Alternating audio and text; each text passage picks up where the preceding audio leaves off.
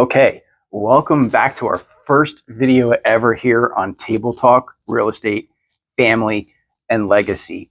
And today we're going to dive into a real estate topic that has always been asked of real estate agents and maybe even contractors and things like that, is that when your grandparents or your parents are ready to either move into independent living or assisted living, and there's either a need to sell the house or there's just no want from the rest of the family to have the house, um, that house is going to be sold.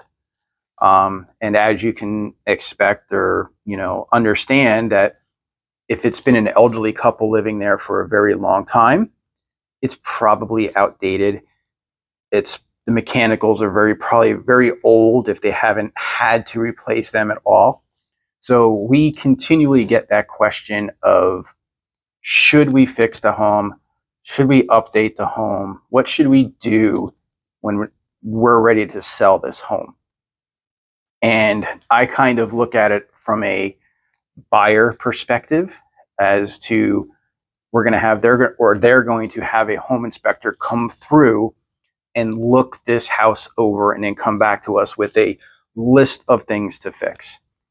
So usually when it comes to a situation like this, there's no need to put a lot of money into the house, because anybody that's going to be buying it more than likely would just do whatever they wanted to with it, put their own style, put their own colors, put their own pizzazz into the house.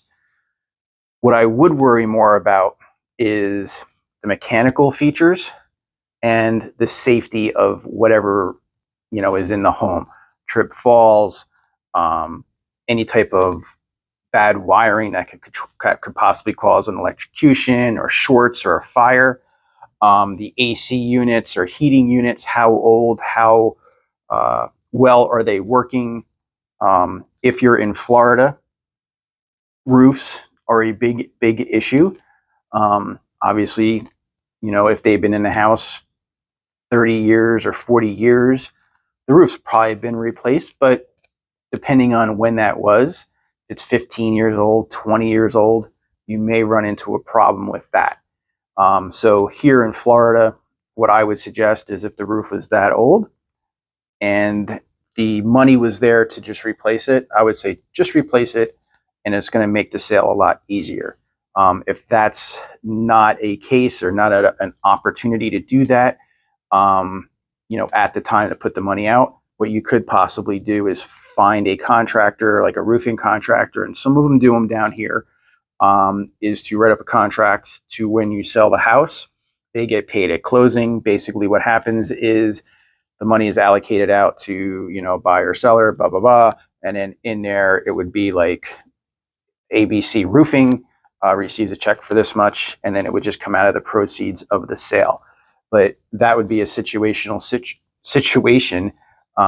to, if it would need it, if we could get by with it, and a state by state scenario. So, but more so, it would be looking after the safety issues and the mechanical issues. The best thing that I could probably say would be to hire an home inspector to do a pre-listing inspection, and they will be able to go through the house and go through what they would normally do for a buyer and be able to tell you that the electrical panel is outdated, and there are some companies that home insurance companies will not insure because of the risk of fire from the past from those companies. So they could go through that panel and say, this is wrong, this is right, whatever.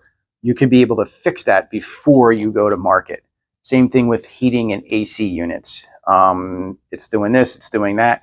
You have the opportunity to fix and correct those problems before it goes to market. Now, if it's something that really wouldn't affect the sale of the house or is going to be a very big undertaking, what we can do, and what I usually suggest to do, is find the market value of the home And if replacing something is going to cost $5, $10, $15,000, reduce that price down already, and already put it out there as, we know that this, and this is bad, and this, and this is reflecting the price of the property. So in other words, don't think you're going to get any more off. Don't think you're going to get a bigger deal off of this list price. We know that there is A, B, and C wrong with this home, and that is why we are pricing it. We are not trying to gouge anybody and try to sell a lemon to somebody. We're going to be open. We're going to be honest about this, but you, the buyer, also have to be fair and honest and understand that. So those are just a few tips. There are a whole lot more that can go into it, such as outdated bathrooms, outdated kitchens. You are going to hear the people come in here and say, well, we have to do this and we have to do that. They only have to because they want to. Doesn't mean that you have to give them that kind of break on the price, or they're going to, turn around and not buy the house. Then go buy a different house. So why don't you comment down below on maybe what you've seen if you were selling, your parents' house or your grandparents' house that's very older, or they've lived in it for quite some time, and what issues or problems did you come up with, and how did you find those solutions? All right, so I'll catch you on the next video. Thanks for watching, and don't forget to subscribe.